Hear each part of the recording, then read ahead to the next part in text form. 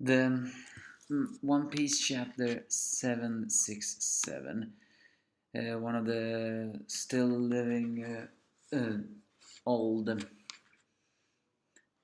classics.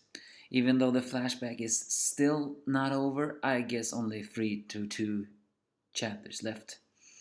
The wait is gonna be excruciating. Enough about that. On towards business. Vice Admiral Cesaro had tried to ambush Don Flamingo, but somehow Don Flamingo caught the wind of that and did not come. Elsewhere, Corazon, despite his clumsiness and despite being surrounded by enemies, actually turned out to be quite good and managed to get to Law and give him the devil fruit, or more likely, actually forced him to eat it, shove it down his throat. And then Matt Lawyer said, "I'm not ready to be a devil fruit user."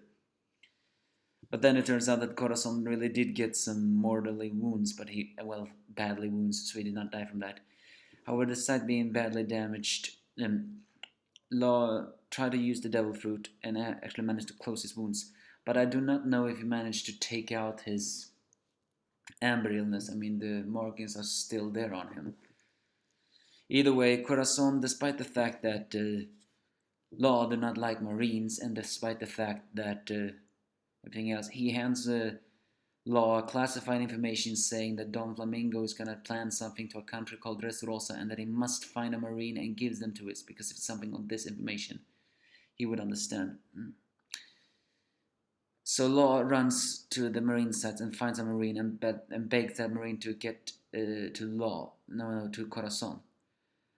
And when that Marine meets Corazon, it turns out, well, we saw it of course, but Corazon recognizes that guy.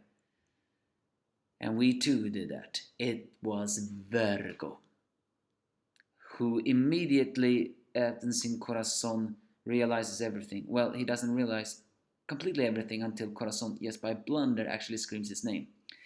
And then he realizes everything and reveals that apparently Corazon left Don Flamingo. This, however, I'm not really sure how it made sense. Well, technically it makes a little sense, but it's about this. Apparently Rociante, as we really could call him now, left Duffy, ran away from Duffy or something around when he was 8 years old, and then reappeared 14 years later. That's how he became the second Corazon.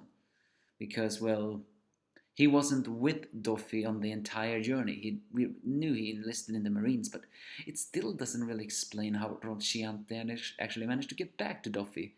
But I think it was because, well, as Vergo says, he never suspected you because you were his family, or so he said. As Law sees Rociante being brutalized by Vergo, he tries to stop him, but Vergo just punches down that one, saying it's Vergo's son to him, and then tears up the letter saying this will hurt the family. Finally, he contacts Duffy, disappointed and angry, but acknowledges the truth. He says, my only family are you guys. And then does the birdcage upon hearing that apparently all the minions are searching for the Eponomy. Corazon and Law had tried to escape from Vergo, but now with the birdcage in it, Corazon realizes it is no escape. This also explains how Law knew of the birdcage. Upon realizing he cannot escape his death, Corazon actually does something that is very unlike him. Well, not unlike him, but he takes Law, saying that he will save you, and if I want you to remember me, I want you to remember me smiling. Yeah, he's gonna meet his end with a smile. Yes, like a D. Rociante is not a D. He was a world noble descendant, but this shows that he really was not a world noble, and he really wasn't a bad person. Even though I have a feeling he will die an excruciating death, which will not allow him to smile, it shows that Rociante had no regrets on what has happened, and that he wants to remember Law smiling. Truly, Corazon was a kind person.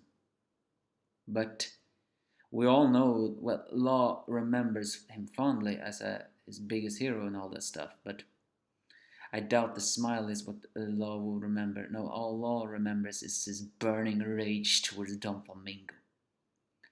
Unfortunately, the chapter ends like that. So next week, Corazon will walk towards his death. That we know for sure.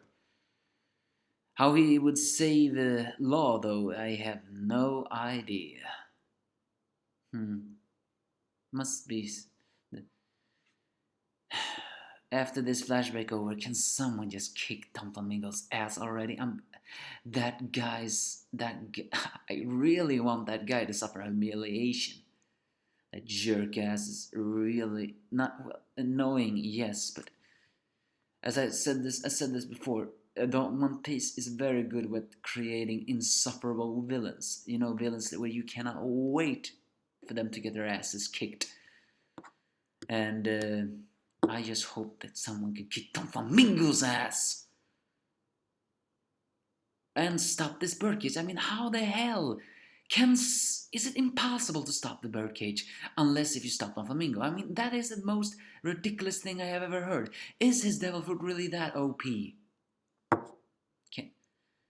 I mean, since meteors didn't even hurt it, I doubt fire or anything else will. So I guess it really is that OP. But we will see how Rociante dies next week. Give me your thoughts if you have any.